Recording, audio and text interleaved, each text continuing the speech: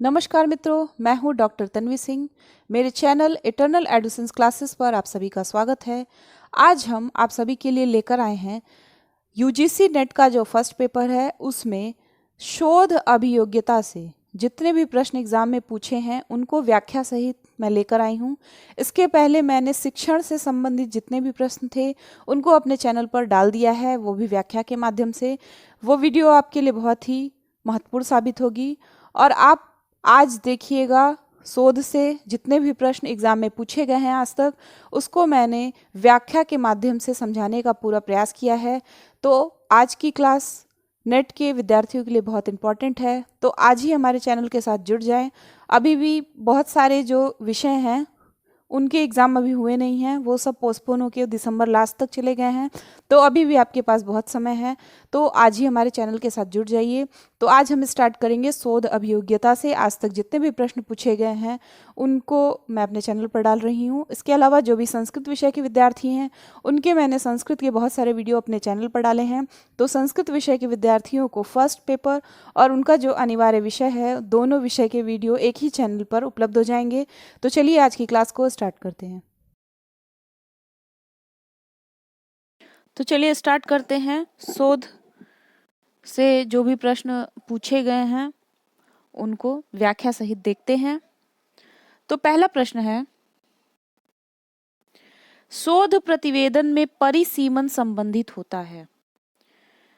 तो जो शोध परिवर्तन होता है उसमें परिसीमन किससे किससे संबंधित होता है, इसको हम देख लेते हैं। समस्या के अध्ययन में शोधकर्ता की सीमाओं से, शोध की समस्या के लिए सीमाओं के निर्धारण से, शोध समस्या के परिभाषीकरण से, उपरोक्त सभी से। तो यानी जो शोध प्रतिवेदन में परिसीमन होता है वो समस्या के अध्ययन में शोधकर्ता की सीमाओं से संबंधित होता है, शोध की समस्या के लिए सीमाओं के निर्धारण से संबंधित होता है, शोध समस्या के परिभाषीकरण से संबंधित होता है। यानी इसका आंसर होगा उपरोक्त सभी। इसकी व्याख्या भी देख सकते हैं।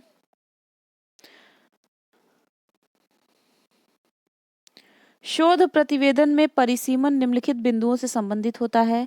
शोध की समस्या के लिए सीमाओं के निर्धारण से, शोध समस्या के अध्ययन में शोधकर्ता की सीमाओं से, शोध समस्या के परिभाषीकरण से। अब हम अगला प्रश्न देखते हैं। यदि एक शोधकर्ता सामाजिक आर्थिक स्थिति के 3 स्तरों से संबंधित विद्यार्थियों की चिंता की तुलना करना चाहता है तो इससे संबंधित प्रदत्तों का विश्लेषण किया जा सकता है। पूछ रहा है कि कोई शोधकर्ता है, वो सामाजिक आर्थिक स्थिति के 3 स्तरों से संबंधित विद्यार्थियों की चिंता की तुलना करना चाहता है, तो इससे संबंधित प्रदत्तों का विश्लेषण किया जा सकता है। किसके द्वारा? तो ये सारे परीक्षण हैं, इन सब का टेस्ट किया जाता है, मतलब इनके द्वारा परीक्षण किया जाता है। तो ये पूछ रहा है कि ये वाली जो वो समस्या है उसका परीक्षण किसके द्वारा किया जाएगा। तो इसका परीक्षण केवल एनोवा द्वारा किया जाएगा। इसकी व्याख्या देख लीजिए तो समझ में आ जाएगा। यदि एक शोधकर्ता सामाजिक आर्थिक स्थिति के 3 स्तरों से संबंधित विद्यार्थियों की चिंता की तुलना करना चाहता है तो इसे संबंधित प्रदत्तों का विश्लेषण केवल एनोवा विश्लेषण के द्वारा ही किया जा सकता है। ये सारे प्रश्न पूछे गए हैं इसलिए आपके बड़े इंपॉर्टेंट हैं। तो अगर आप इसको ऐसे ही याद कर लेते हैं तो हो सकता है आपको एग्जाम ऐसे ही मिल जाए।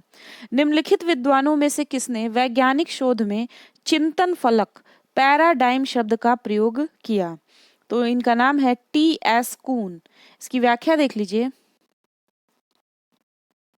सुप्रसिद्ध विद्वान टी.एस. कून ने वैज्ञानिक शोध में चिंतन फलक पैराडाइम शब्द का प्रयोग किया। विज्ञान व शोध में चिंतन फलक प्रतिमान सिद्धांत या विचार आधार का एक भिन्न समूह है जिसमें सिद्धांतों, शोध विषयों व पोस्टुलेट्स और किसी क्षेत्र में वैध योगदान के लिए मानक को शामिल करता है। अगला प्रश्न है, शोध के दौरान ऐसी परिकल्पना का चयन बेहतर है जो कैसी हो? अंतरिम हो। इसकी व्याख्या देख लेते हैं।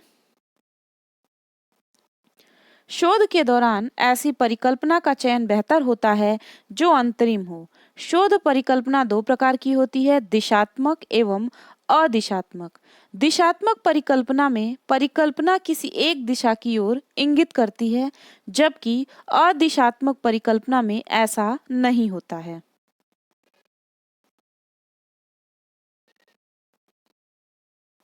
पेडागॉगी किससे जुड़ा हुआ है? तो पेडागॉगी जो है पठन पाठन शिक्षण कार्य से जुड़ा हुआ है। इसकी व्याख्या देख लेते हैं। शिक्षण कार्य पठन पाठन की प्रक्रिया का विधिवत अध्ययन शिक्षा शास्त्र या शिक्षण शास्त्र पेडागॉगी कहलाता है। इसमें अध्यापन की शैली या नीतियों का अध्ययन किया जाता है। अतः स्पष्ट है कि पेडागॉगी पठन पाठन शिक्षण कार्य से संबंधित है।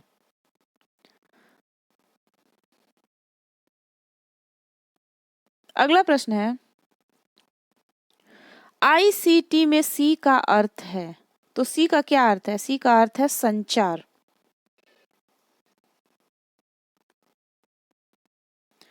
आईसीटी में सी का तात्पर्य संचार होता है। ध्यातव्य है कि आईसीटी का विस्तृत रूप सूचना और संचार प्रौद्योगिकी होता है, यानी इंफॉर्मेशन एंड कम्युनिकेशन टेक्नोलॉजी। ठीक है, तो इसको आप लोग देख लीजिएगा।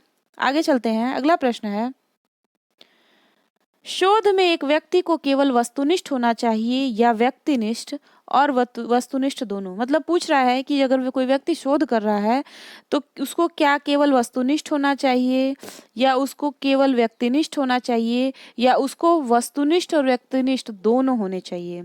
तो इसका आंसर होगा वस्तुनिष्ठ होना चाहिए।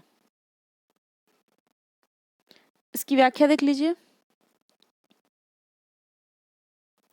शोध में किसी व्यक्ति को केवल वस्तुनिष्ठ होना चाहिए क्योंकि किसी मनोवैज्ञानिक या शैक्षणिक परीक्षण को उत्तम कहलाने के लिए यह आवश्यक है कि उसमें वस्तुनिष्ठता का गुण हो।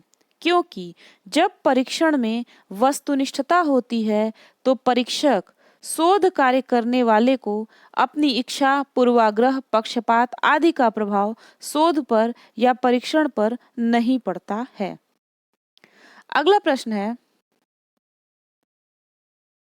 किसी शोध संस्थान द्वारा यह घोषणा की गई थी कि वह विश्व का सबसे बड़ा चुंबक 50,000 टन वजनी बना रहा था। किसके द्वारा यह घोषणा की गई थी? ये उस टाइम का करंट का प्रश्न रहा होगा। तो ये घोषणा की गई थी भाभा आणविक शोध संस्थान भारत द्वारा। इसकी व्याख्या देख लीजिए। भाभा आणविक शोध संस्थान भारत द्वारा यह घोषणा की गई थी कि वह विश्व का सबसे बड़ा चुंबक 50,000 टन बना रहा था। अगला प्रश्न है,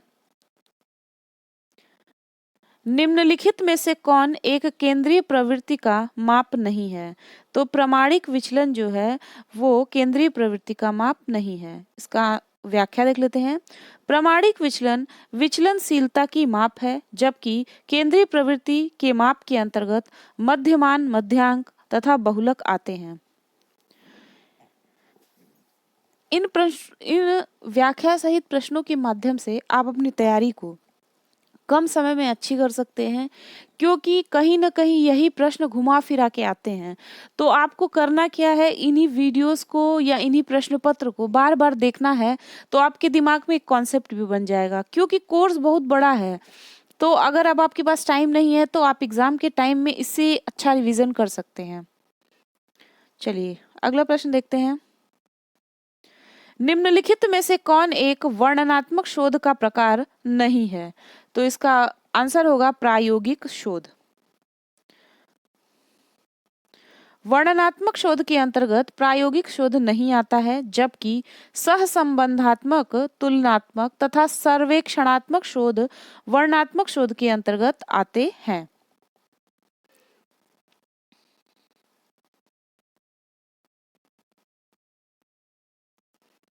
अगला प्रश्न है, एक अच्छा अनुसंधान निम्नलिखित 4 चरणों में होता है। तो हम सीधे इसकी व्याख्या देख लेते हैं।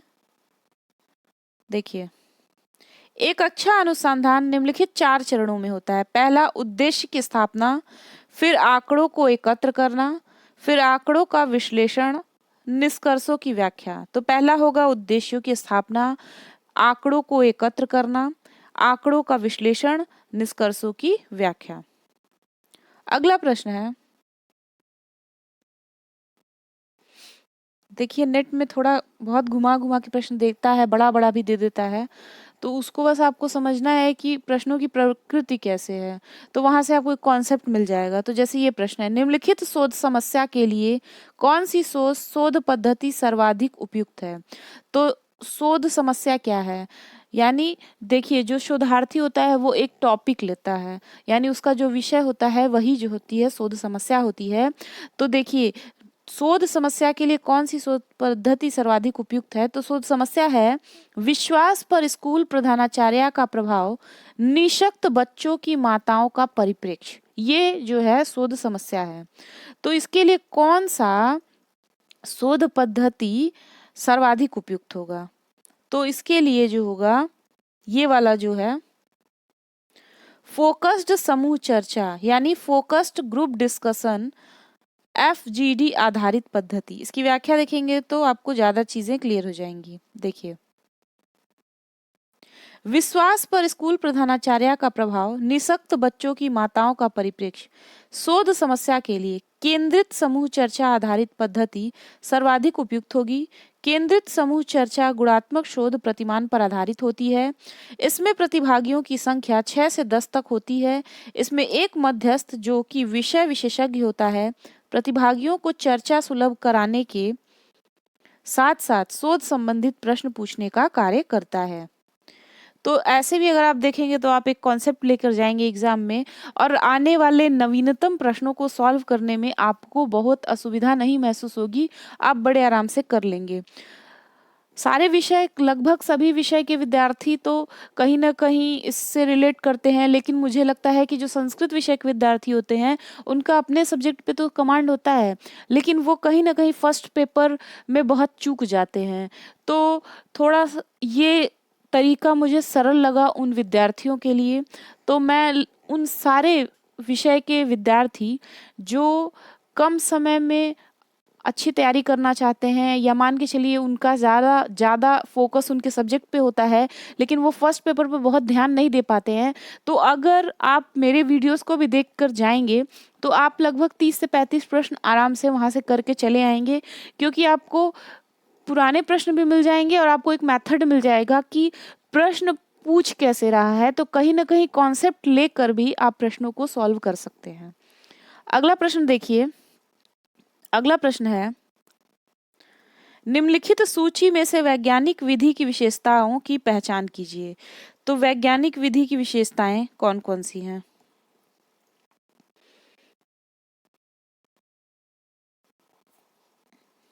यानी पहला, दूसरा और चौथा, इसकी विशेषता है, तो हम देख लेते हैं वैज्ञानिक विधि में क्या क्या होता है। स्पष्ट रूप से परिभाषित चर और पद्धतियां होती हैं। फिर इंद्रियानुभाविक रूप से सत्यापनीय परिकल्पनाएं होती हैं, और प्रतिस्पर्धी परिकल्पनाओं को नकारने की सक्षमता होती है। तो हम सीधे इसकी व्याख्या देख लेते हैं। वैज्ञानिक शोध विधि की प्रमुख विशेषताएं हैं, क्या क्या है? इसमें चर और प्रविधियां सुपरिभाषित होते हैं। इसमें इंद्रियानुभाविक रूप से सत्यापनीय परिकल्पनाएं होती हैं, अर्थात जिनके परिणामों को दोहराया जा सकता है। ये प्रतिस्पर्धी परिकल्पनाओं को नकारने में सक्षम होती हैं। अगला प्रश्न है, नीचे दो कथन दिए गए हैं, एक को अभिकथन और दूसरे को तर्क कहा गया है। तो हम पढ़ते हैं, पहले हम अभिकथन पढ़ेंगे। अभिकथन में कह रहा है कि सिद्धांत और व्यवहार के बीच अंतर कम करने के लिए आधारभूत एवं व्यवहारिक शोध दोनों स्वरूपों को प्रोत्साहन देना आवश्यक है। कह रहा है सिद्धांत और व्यवहार के बीच अंतर को कम करने के लिए जो आधारभूत और व्यवहारिक शोध है, इन दोनों के स्वरूपों में प्रोत्साहन देना आवश्यक है। ठीक, ये अभिकथन है। अब उसका क्या कारण, मतलब तर्क क्या दिया गया है, ये देख लेते हैं। आधारभूत शोध सिद्धांत निर्माण पर ध्यान केंद्रित करता है और व्यवहित शोध प्रत्यक्ष रूप से विविध व्यवहारिक स्थितियों में सिद्धांत की प्रयोज्यता पर लक्षित होता है। तो ये जो दोनों कथन है ये दोनों सही है, ठीक है, यानी ए और आर दोनों सही है, आर ए की सही व्याख्या करता है। तो यहाँ पे आप देख लीजिए कि क्या कथन था। कह रहा था कि सिद्धांत और व्यवहार के बीच अंतर कम करने के लिए आधारभूत एवं व्यवहित शोध दोनों स्वरूपों को प्रोत्साहन देना आवश्यक है। आधारभूत शोध सिद्धांत निर्माण पर ध्यान केंद्रित करता है अथवा ज्ञान के कोश में अभिवृद्धि करता है, और व्यवहित शोध प्रत्यक्ष रूप से विविध व्यवहारिक स्थितियों में सिद्धांत की प्रयोज्यता अथवा समाज द्वारा सामना की जा रही विशेष व्यवहारिक समस्याओं का हल सुलझाने पर लक्षित होती है। अगला प्रश्न है, निर्माणात्मक मूल्यांकन की क्षमता में सुधार के लिए निम्नलिखित में से कौन सा शोध स्वरूप यथोचित होगा। ठीक है,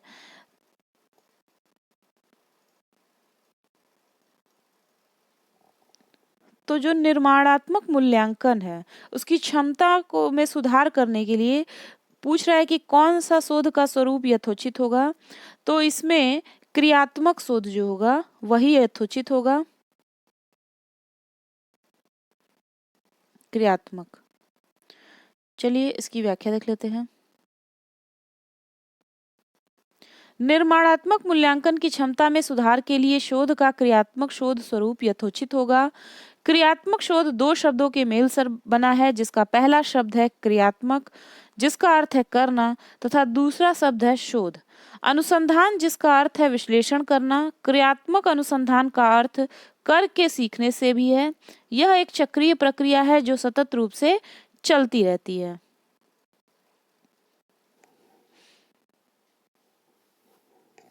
अगला प्रश्न है,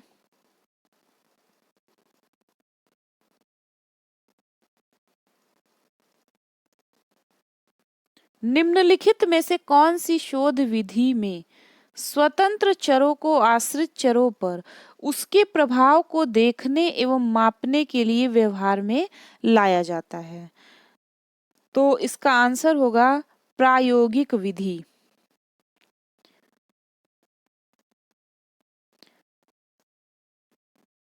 यानी एक्सपेरिमेंटल मेथड जो है उसमें ये शोध की एक ऐसी विधि है जिसमें कार्य कारण संबंध स्थापित किया जाता है। इसमें स्वतंत्र चर में हेर फेर करके उस स्वतंत्र चर के कारण आश्रित चर पर पड़ने वाले प्रभाव का अध्ययन किया जाता है। तो ये इसकी व्याख्या हो गई। अगला प्रश्न है, इंद्रियानुभव शोध में निम्नलिखित में से कौन सी विधि का प्रयोग होता है।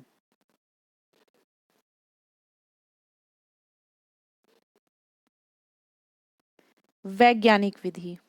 तो इसकी व्याख्या देख लेते हैं। इंद्रियानुभव शोध में वैज्ञानिक विधि का प्रयोग होता है। इंद्रियानुभव अनुभवजन्य शोध अनुभवों और प्रेक्षणों पर आधारित होता है। यह एक समंक आधारित शोध है जिसके निष्कर्षों को सत्यापित किया जा सकता है। अगला प्रश्न है, निम्नलिखित में से कौन सा अनुसंधान किसी दिए गए क्षेत्र में ज्ञान के कोश में वृद्धि करता है। फंडामेंटल रिसर्च यानी मौलिक अनुसंधान। इसकी व्याख्या देख लीजिए। मौलिक अनुसंधान किसी दिए हुए क्षेत्र में ज्ञान के कोश में वृद्धि करता है। वर्तमान या भविष्य में इस शोध की प्रयोज्यता अनिवार्य नहीं है, किंतु हाँ यह ज्ञान के भंडार में अभिवृद्धि जरूर करता है। जब कोई शोधकर्ता की प्रक्रिया में किसी नियम, कानून या सिद्धांत का रचना करता है तो इसे मूलभूत शोध या मौलिक शोध कहते हैं। अब ये देखिए, सूची 1 को सूची 2 से मिलाना है। प्रयोगात्मक विधि है, कार्योत्तर विधि है। प्रयोगात्मक विधि हो गया एक्सपेरिमेंटल मेथड, फिर हो कार्योत्तर विधि को इंग्लिश में सब लोग जानते हैं एक्स पोस्ट फैक्टो मेथड, ये भी बहुत एग्जाम में आता है। और फिर है वर्णनात्मक सर्वेक्षण विधि, और फिर है नृजातीय विधि। तो ये चारों बहुत इंपॉर्टेंट है, एग्जाम में बहुत पूछता है। तो हम सीधे इसकी व्याख्या देखकर, ज्यादा समय नहीं व्यर्थ करेंगे, हम सीधे इसकी व्याख्या के माध्यम से इन चीजों को देख लेते हैं। देखिए, प्रयोगात्मक विधि क्या होती है। उपर्युक्त नियंत्रण की स्थिति में आश्रित चर पर निराश्रित चर के हेर फेर के प्रभाव का अध्ययन करना। उपर्युक्त नियंत्रण की स्थिति में जो आश्रित चर होता है उस पर निराश्रित चर के हेर फेर के प्रभाव का अध्ययन हम किसमें करते हैं, प्रयोगात्मक विधि में। अब कार्योत्तर विधि यानी एक्स पोस्ट फैक्टो, इसमें क्या करते हैं, इसमें वर्तमान में व्यक्त साक्ष्यों के आधार पर कारक तत्वों का अन्वेषण करते हैं। फिर है वर्णनात्मक सर्वेक्षण, इसमें क्या होता है, वर्णनात्मक सर्वेक्षण में किसी विशिष्ट समाज में लोग जिस तरीके से अपना मत और कार्य व्यक्त करते हैं उसका विस्तृत वर्णन। फिर है नृजातीय विधि, इसको जरूर रट लीजिएगा, ये बहुत इंपॉर्टेंट है, ये बहुत एग्जाम में आता है। परिघटना की वर्तमान स्थितियों के संबंध में, परिघटना की वर्तमान स्थितियों के संबंध में सूचना प्राप्त करने के लिए अभिकल्पित अध्ययन। आपको ये वर्ड इसके लिए याद करना पड़ेगा, अभिकल्पित अध्ययन निर्जातीय विधि, यानी परिकल्पना की वर्तमान स्थितियों के संबंध में सूचना प्राप्त करने के लिए अभिकल्पित अध्ययन से संबंधित है निर्जातीय विधि। फिर है शोध में अच्छे प्रतिदर्श की विशेषताएं निम्नलिखित कौन कौन सी हैं। तो शोध में अच्छे प्रतिदर्श की विशेषताएं कौन कौन सी हैं, यानी गुड सैंपल इन रिसर्च की विशेषताएं क्या क्या हैं। तो हम सीधे इनकी विशेषताओं को देख लेते हैं। शोध में अच्छे प्रतिदर्श की विशेषताएं निम्न हैं। पहला है समग्र यानी पॉपुलेशन विशिष्टताओं का प्रतिनिधित्व। फिर वास्तविक मान को अनुमानित करने में यथार्थता और परिशुद्धि, और ये पक्षपात रहित होना चाहिए। यानी अच्छे प्रतिदर्श की विशेषताएं हैं समग्र पॉपुलेशन विशिष्टताओं का प्रतिनिधित्व करना, मतलब उसकी जितनी भी विशेषताएं हैं सबका प्रतिनिधित्व करना। फिर वास्तविक मान को अनुमानित करने में यथार्थता और परिशुद्धि, फिर पक्षपात रहित होना चाहिए। फिर है निम्नलिखित में से किस शोध विधि द्वारा कारण और प्रभाव संबंध पर विशेष ध्यान केंद्रित किया जाता है। तो कारण और प्रभाव पर एक्सपेरिमेंटल मेथड में देखा जाता है, यानी प्रयोगात्मक विधि में। इसकी व्याख्या देख लीजिए। प्रयोगात्मक विधि द्वारा कारण और प्रभाव संबंध पर विशेष ध्यान केंद्रित किया जाता है। इसके अंतर्गत स्वतंत्र चर में हेरफेर करके आश्रित चर पर आए प्रभाव का परीक्षण किया जाता है। अगला प्रश्न है, शोध के निम्नलिखित सोपानों में से किसके सृजनशीलता और कल्पना की परिधि सबसे बड़ी होती है।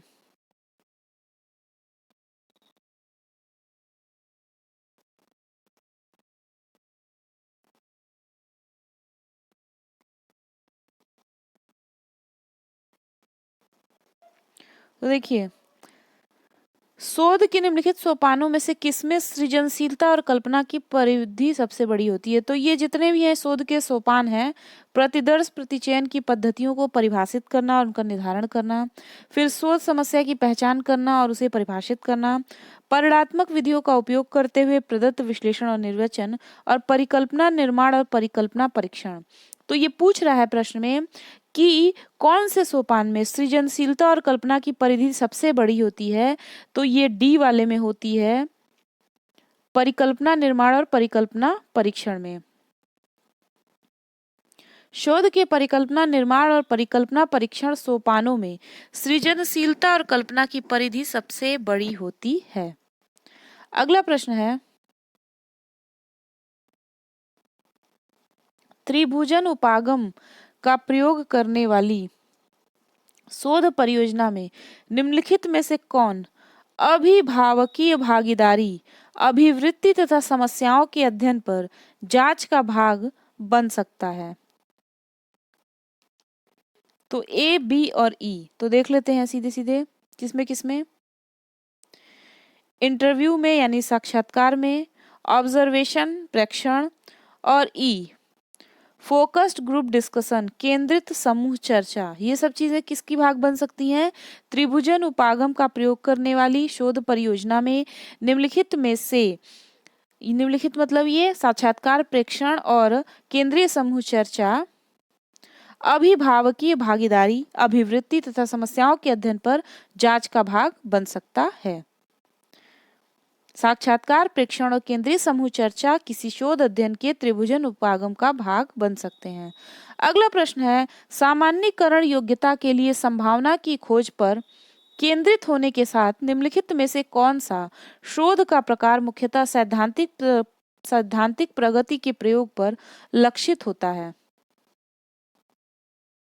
तो इसका आंसर होगा अनुपयुक्त शोध यानी अप्लाइड रिसर्च। इसकी व्याख्या देख लीजिए। सामान्यीकरण योग्यता के लिए संभावना की खोज पर केंद्रित होने के साथ अनुप्रयुक्त शोध मुख्यतः सैद्धांतिक प्रगति के प्रयोग पर लक्षित होता है। अगला प्रश्न है, निम्नलिखित में से किस शोध विधि में चर परिवर्तन में हेरफेर, मैनिपुलेशन और नियंत्रण तथा प्रतिदर्श का यादृच्छिकरण दो मुख्य अपेक्षाएं हैं? अगर आपको याद होगा, ऊपर हम लोग ये पढ़े थे कि चर में परिवर्तन, हेरफेर और नियंत्रण कौन से उसमें हो रहा था? ये आपका प्रयोगात्मक शोध में हो रहा था, यानी एक्सपेरिमेंटल रिसर्च में हो रहा था। अगर आप पुराने प्रश्नों को ध्यान से देखते हुए आएंगे तो नए आने वाले प्रश्नों को बड़े आराम से कर लेंगे। तो आपको थोड़ा थोड़ा वर्ड पकड़ना है कि हमसे गलती ना हो। प्रयोगात्मक शोध विधि में चर परिवर्तन में हेरफेर और नियंत्रण तथा प्रतिदर्श का यादृच्छिकरण दो मुख्य अपेक्षाएं हैं।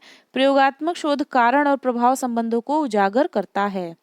अगला प्रश्न है, निम्नलिखित में से किसमें शोध की विधियों एवं प्रक्रिया में अपेक्षाकृत अधिक नम्यता, लचीलापन पाई जाती है? कौन सी विधि में? तो जो नृजातीय या घटनावृत्तिक अध्ययन होता है, इसमें क्या होता है? इसमें अधिक नम्यता पाई जाती है। इसकी व्याख्या देख लेते हैं। नृजातीय शोध एवं घटनावृत्तिक अध्ययन शोध की विधियों एवं प्रक्रिया में शोधकर्ता की अपेक्षा अधिक नम्यता, लचीलापन पाई जाती है। नृजातीय शोध एवं घटनावृत्तिक अध्ययन दोनों ही गुणात्मक शोध के प्रकार हैं। शोधकर्ता के लिए ज्ञान प्राप्ति की विधियों में से निम्नांकित में से कौन ऐसी है जो समय एवं प्रयास की दृष्टि से मितव्ययी है? तो किसी प्राधिकारी से परामर्श की विधि, इसकी व्याख्या देख लीजिए। किसी प्राधिकारी यथा शोध निर्देशक से परामर्श की विधि समय एवं प्रयास की दृष्टि से शोधकर्ता के लिए मितव्ययी है। शोध निर्देशक प्रायः एक अनुभवी व्यक्ति होता है जो शोधकर्ता को शोध समस्या के चयन से लेकर थीसिस लिखे जाने तक पूरी शोध के दौरान कई चरणों में सहायक सुझाव देता है। अगला प्रश्न है, शोध साहित्य में कमियों की पहचान करना अनुसंधान प्रश्नों की पहचान कर एक प्रमुख तरीका है। इस संदर्भ में शोध साहित्य में कमियों की पहचान का अर्थ है।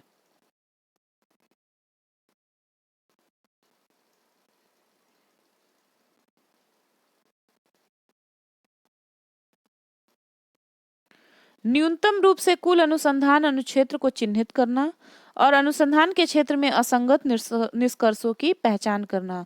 ए और सी।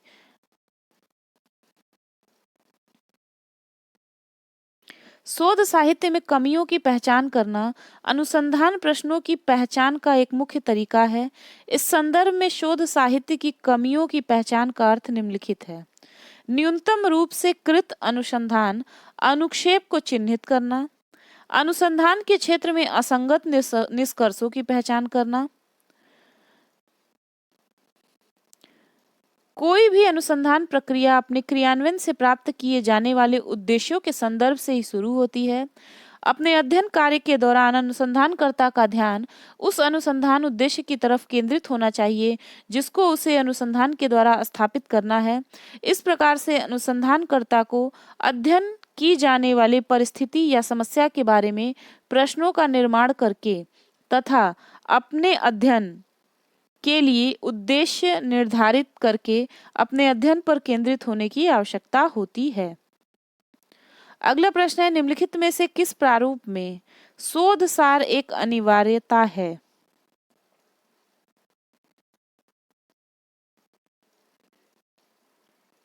शोध आलेख में, प्रस्तुत सेमिनार पत्र में और शोध पत्र में। ये जो है अनिवार्यता है। इसकी व्याख्या देख लीजिए। शोध आलेख, प्रस्तुत सेमिनार पत्र एवं शोध पत्र प्रारूप में शोध सार एक अनिवार्यता है। शोध सार लिखते समय निम्नलिखित तथ्य ध्यान देने योग्य होता है।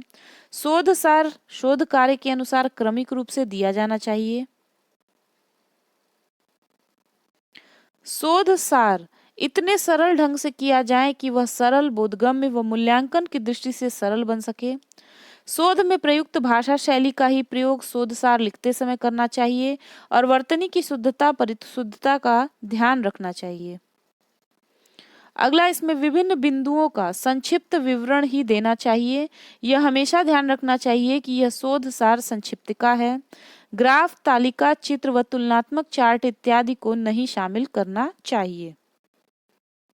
अगला प्रश्न है, निम्नलिखित शोध अध्ययनों में से किसमें सामान्यीकरण के शिक्षक की अपेक्षा व्याख्या और अर्थ पर अधिक ध्यान दिया जाता है? तो किस पे व्याख्या और अर्थ पर ज्यादा ध्यान दिया जाएगा? तो देखिए, ऐतिहासिक अध्ययन पर और नृजातीय अध्ययन पर।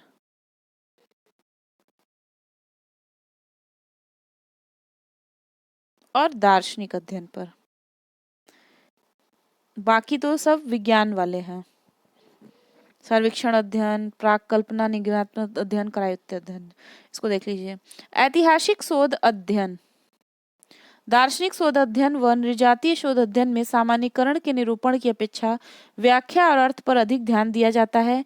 ऐसी शोध विधि जिसमें वर्तमान स्थितियों का अभिलेखन किया जाता है, विश्लेषण किया जाता है, साथ ही उसकी व्याख्या की जाती है, जिससे उसका उचित रूप से सामान्यीकरण किया जा सके, तो उसे ऐतिहासिक शोध अध्ययन विधि कहते हैं। एक शोधकर्ता अपने शोध में शून्य परिकल्पना को अस्वीकार करने में विफल रहता है। उसकी मूल शोध परिकल्पना के लिए इसमें क्या निहितार्थ होंगे? शोध परिकल्पना को अस्वीकार कर लेगा। इसकी व्याख्या देख लीजिए तो समझ में आ जाएगा। एक ऐसी स्थिति जब एक शोधकर्ता अपने शोध में शून्य परिकल्पना को अस्वीकार करने में विफल रहता है, तो वह अपनी मूल शोध परिकल्पना को अस्वीकार कर लेगा। अगला प्रश्न है, किसी परिकल्पना को संकल्पनात्मक रूप से होना चाहिए। कैसा होना चाहिए? सरल, स्पष्ट और विशिष्ट। इसकी व्याख्या देख लीजिए। किसी परिकल्पना को सरल, स्पष्ट और विशिष्ट संकलनात्मक रूप से होना चाहिए। अनुसंधान परिणामों को उचित व विश्वसनीय बनाने में परिकल्पना के स्तर का विशिष्ट योगदान होता है। एक अच्छी परिकल्पना में निम्न गुणों का समावेशन होता है: उपर्युक्त हल, सरलता, स्पष्टता, सत्यापनीयता, विनिर्दिष्टता, मितव्ययिता, तार्किक बोधगम्यता और संगतता।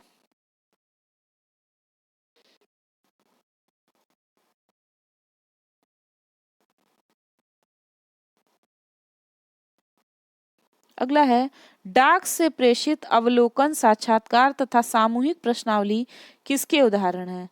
प्राथमिक स्रोत के।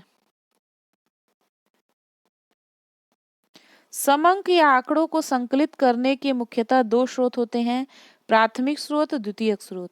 आंकड़ा संकलित करने के प्राथमिक स्रोत के अंतर्गत डाक से प्रेषित प्रश्नावली, अवलोकन, साक्षात्कार तथा सामूहिक प्रश्नावली विधि को शामिल किया जाता है, जबकि मैगजीन, समाचार पत्र, सरकार द्वारा आंकड़ों का प्रस्तुतिकरण इत्यादि समंक संकलन के द्वितीयक स्रोत में शामिल किए जाते हैं।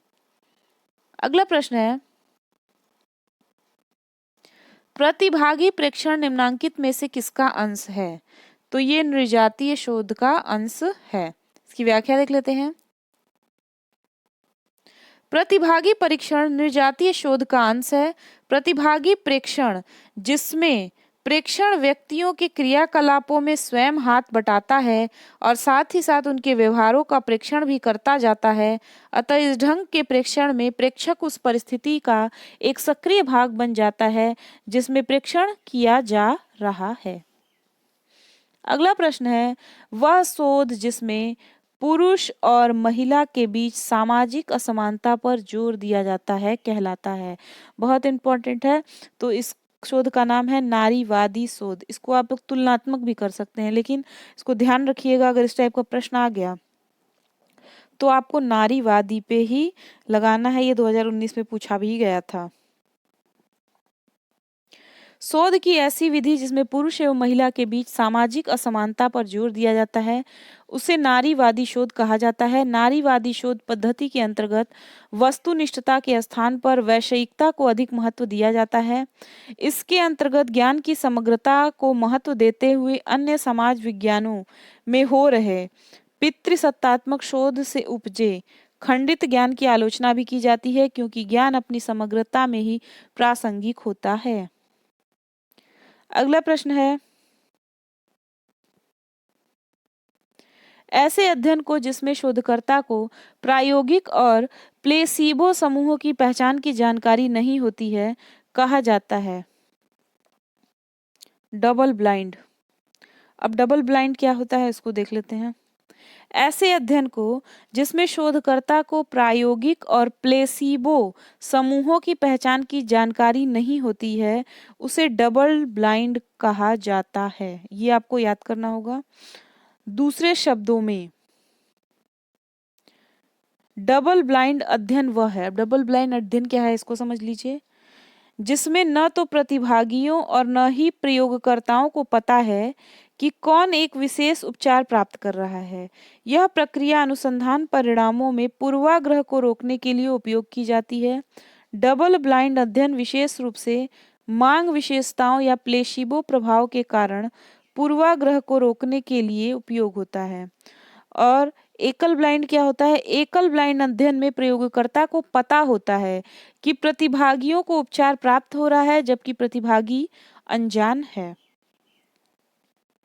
अगला प्रश्न है, शोध की विश्वसनीयता मापन प्रक्रिया की वह गुणवत्ता है जो प्रदान करती है। क्या प्रदान करती है?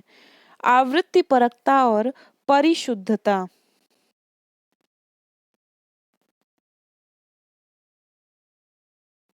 शोध में विश्वसनीयता मापन प्रक्रिया की वह गुणवत्ता है जो उसे आवृत्ति परकता और परिशुद्धता प्रदान करती है। सरल अर्थ में विश्वसनीयता से तात्पर्य प्राप्तांकों की परिशुद्धता से होता है और वैज्ञानिक अर्थ में विश्वसनीयता से तात्पर्य प्राप्तांक की संगति से होता है जो उसके पुनरुत्पादकता के रूप में दिखाई देता है। विश्वसनीयता परीक्षण का आत्म सहसंबंध होता है। अगला प्रश्न है, शोध में वैज्ञानिक विधि की विशेषता है। तो वैज्ञानिक विधि की विशेषता क्या है वो देखना है।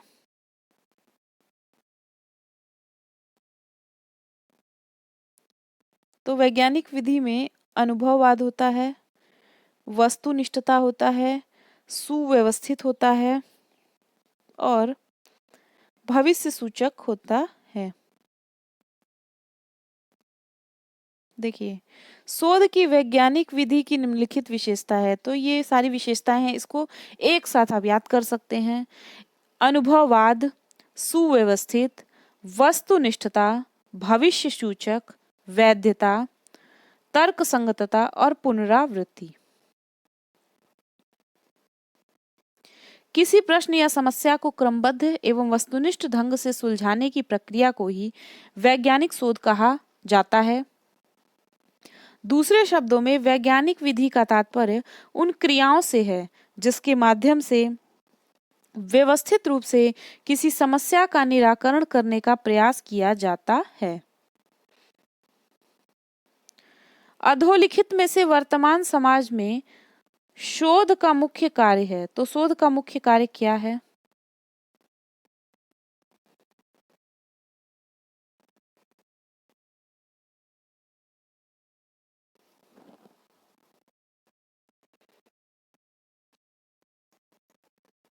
तो शोध का मुख्य कार्य है शोधों स्रोतों की सुसंबद्ध परीक्षा तथा उनका विषयनिष्ठ समालोचनात्मक विश्लेषण और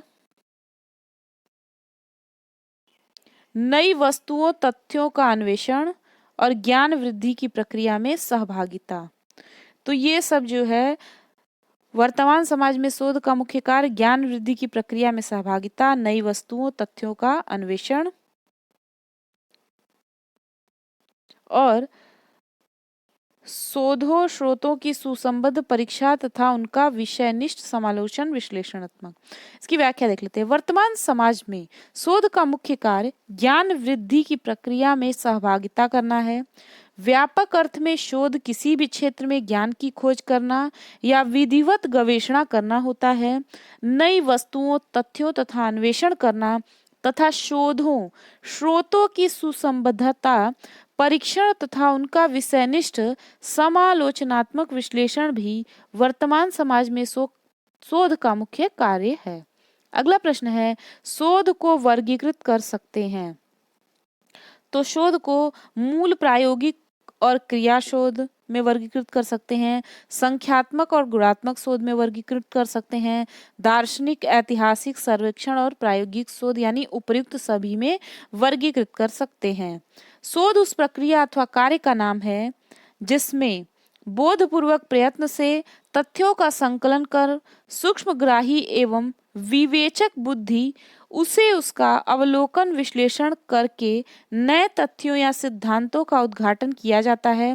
शोध का वर्गीकरण निम्नलिखित प्रकार से किया जा सकता है। पहला, मूल प्रायोगिक और क्रिया शोध।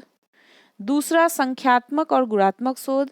और तीसरा, दार्शनिक, ऐतिहासिक, सर्वेक्षण और प्रायोगिक शोध।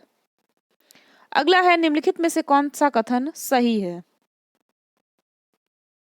देखिए सारे कथन को सुन लीजिए। विश्वसनीयता वैधता को सुनिश्चित करती है, ये गलत है। फिर वैधता विश्वसनीयता को सुनिश्चित करती है, ये सही है। विश्वसनीयता और वैधता एक दूसरे से स्वतंत्र हैं, ये भी गलत है। और विश्वसनीयता वस्तुनिष्ठता पर निर्भर होती है, ये भी गलत है। केवल ये वाली लाइन सही है, वैधता विश्वसनीयता को सुनिश्चित करती है। वैधता और विश्वसनीयता अनुसंधान और परीक्षणों के प्राचाल पैरामीटर हैं, इसलिए अनुसंधान के उपयोग के लिए ये दोनों पहलू होने चाहिए। वैधता और विश्वसनीयता के बीच का अंतर यह है कि वैधता उस सीमा को संदर्भित करती है जिस तक एक परीक्षण उपाय है और यह मापने के लिए कि क्या दावा करता है, जबकि विश्वसनीयता परीक्षण परिणामों की स्थिरता को संदर्भित करता है। हालांकि जब शोध या परीक्षण मान्य हो तो डेटा विश्वसनीय होता है, लेकिन यदि कोई परीक्षण विश्वसनीय है तो इसका अर्थ यह नहीं है कि शोध या परीक्षण मान्य या वैध है। इस प्रकार हम कह सकते हैं कि वैधता विश्वसनीयता को सुनिश्चित करती है। अगला है, शोध वह व्यक्ति कर सकता है। देखिए, जिसने शोध विधि पढ़ी है, जिसके पास स्नातकोत्तर की उपाधि है, जिसमें सोचने की और तर्क की क्षमता है, जो परिश्रमी हो। तो मेरे हिसाब से जिसमें सोचने और तर्क की क्षमता हो, शोध वही व्यक्ति कर सकता है। देखिए, शोध वह व्यक्ति कर सकता है जिसमें सोचने की और तर्क की क्षमता है। शोध ज्ञान वृद्धि के साथ साथ मानव विकास को अत्यधिक महत्व प्रदान करता है। अगला प्रश्न है, अनुसंधान की खोज की प्रामाणिकता निर्भर करती है किस पर? मौलिकता पर, वैधता पर, वस्तुनिष्ठता पर, उपयुक्त सभी पर। तो इसका आंसर होगा उपयुक्त सभी पर। अनुसंधान की खोज की प्रामाणिकता मौलिकता, वैधता और वस्तुनिष्ठता पर निर्भर करती है। अनुसंधान की निम्नलिखित विशेषताएं हैं। अनुसंधान की प्रक्रिया वैज्ञानिक व्यवस्थित तथा सुनियोजित होती है। अनुसंधान की प्रक्रिया में नवीन ज्ञान की वृद्धि एवं विकास किया जाता है। इसमें सामान्य नियमों तथा सिद्धांतों के प्रतिपादन पर बल दिया जाता है। इसमें व्यक्तिगत पक्षों, भावनाओं तथा विचारों, रुचियों को महत्व नहीं दिया जाता है। इन प्रभावों के लिए सावधानी रखी जाती है। अनुसंधान की प्रक्रिया में प्रदत्तों के आधार पर परिकल्पनाओं की पुष्टि की जाती है। यह तार्किक तथा वस्तुनिष्ठ प्रक्रिया है। इसमें विश्वसनीय तथा वैध प्रविधियों को प्रयुक्त किया जाता है। शोध कार्य में गुणात्मक तथा परिणात्मक प्रदत्तों की व्यवस्था की जाती है और उनका विश्लेषण करके निष्कर्ष निकाले जाते हैं। प्रत्येक शोध कार्य से निष्कर्ष निकाले जाते हैं और सामान्यीकरण का प्रतिपादन किया जाता है। शोध कार्य में धैर्य रखना होता है ताकि इसमें शीघ्रता नहीं की जा सकती है। अगला प्रश्न है, शोध सदैव है। पूर्व ज्ञान का सत्यापन है, नूतन ज्ञान की गवेषणा है और ज्ञान के अंतराल की पूर्ति है, यानी उपयुक्त सभी। किसी समस्या के संबंध में वैज्ञानिक ढंग से सत्य को ढूंढने के लिए कार्य करना शोध कहलाता है। शोध का संबंध पूर्व ज्ञान, नए ज्ञान व ज्ञान के अंतराल की पूर्ति से है। अगला प्रश्न है, शोध की विषय निष्ठता को किस प्रकार बढ़ाया जा सकता है? उसकी निष्पक्षता के जरिए, उसकी विश्वस्तता के जरिए, उसकी वैधता के जरिए, उपर्युक्त सभी इसका आंसर होगा। इसकी व्याख्या देख लीजिए। शोध की विषय निष्ठता को उसकी निष्पक्षता, यहीं पे मैं बता दे रही हूँ, उसकी शोध की विषय निष्ठता को उसकी निष्पक्षता, उसकी विश्वसनीयता, उसकी वैधता के जरिए बढ़ाया जा सकता है। तो इसको भी आप लोग देख लीजिएगा। तो मित्रों, आज ज़्यादा ही क्वेश्चन हो गए हैं, तो आप लोग इतने प्रश्नों को व्याख्या सहित देख लीजिए। आगे के प्रश्न थोड़ा ब्लर हो गए हैं, तो मैं इसको फिर से स्कैन करके फिर मैं इसका फिर से वीडियो बना के अपलोड कर दूंगी। तब तक आप लोग इतना वीडियो देखिए और इसको समझिए, क्योंकि प्रश्न तो बहुत ज़्यादा पूछे गए हैं। तो मैंने सोचा था कि मैं एक ही वीडियो में सारे कवर कर दूंगी, तो ये वीडियो ही काफ़ी लंबी हो गई है। तो कुछ विद्यार्थी तो जो बहुत सीरियस होंगे वो पढ़ लेंगे, लेकिन कुछ लोगों के लिए वीडियो बहुत लंबी हो जाएगी, तो मुझे इस वीडियो को यहीं पर बंद करना होगा, क्योंकि वीडियो बहुत लंबी हो जाएगी तो आप लोगों के लिए बहुत ही नीरस हो जाएगी। वैसे भी मेरी सारी वीडियो 40 मिनट से कम की नहीं होती है, क्योंकि मैं कोशिश करती हूँ कि ज़्यादा से ज़्यादा कंटेंट दूँ। आप लोग देखते होंगे कि मैं वीडियो बनाते टाइम ज़्यादा बात नहीं करती हूँ। रीज़न ये है कि मैं भी अगर एज अ स्टूडेंट देखूँ, अपने क्या या किसी के वीडियो को देखूं, तो मैं ये सोचती हूँ कि अब जल्दी जल्दी काम की चीज़ें हमें दिखे वीडियो में, क्योंकि किसी भी स्टूडेंट के पास टाइम नहीं है। तो वैसे ही मैं अपने वीडियो को ऐसे ही बनाती हूँ कि स्टार्टिंग में थोड़ी बातें करती हूँ, लास्ट में थोड़ी बातें करती हूँ, और बीच में जब मैं कंटेंट देती हूँ तो उस टाइम मैं कोई बात नहीं करती हूँ। उसका रीज़न ये भी है कि आपको ज़्यादा से ज़्यादा मटेरियल ही दे दिया जाए। तो आप इस वीडियो को देखिए। ये वीडियो आपको कैसा लगा इसको कमेंट बॉक्स में ज़रूर बताइएगा। अगर आपको किसी भी प्रकार की सहायता चाहिए तो उसे भी कमेंट बॉक्स में बताइए। हम ज़्यादा से ज़्यादा प्रयास कर रहे हैं कि जैसा आप लोग डिमांड कर रहे हैं, जैसा आप लोग वीडियो आपको चाहिए, जिस टॉपिक से चाहिए, मैं बनाने का पूरा पूरा प्रयास कर रही हूँ। आप लोग मेरे चैनल को ज़रूर सब्सक्राइब कर दीजिएगा, लाइक करिए, शेयर करिए।